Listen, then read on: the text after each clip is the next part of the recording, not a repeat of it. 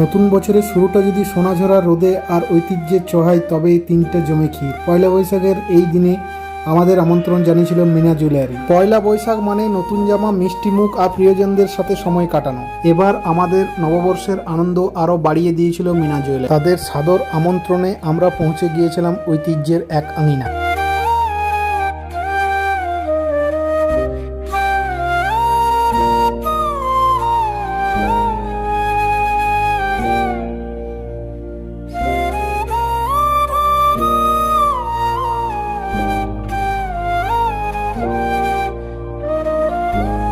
অভিজাত্য ভরা গয়না আর চমৎকার অতি আপ্যায়নে আমাদের দিনটি হয়ে উঠেছিল সত্যিই স্পেশাল। সব মিলিয়ে মিনা জুয়েলারির সাথে আমাদের এবারের নববর্ষের শুরুটা ছিল সত্যিই মনে রাখার মতো।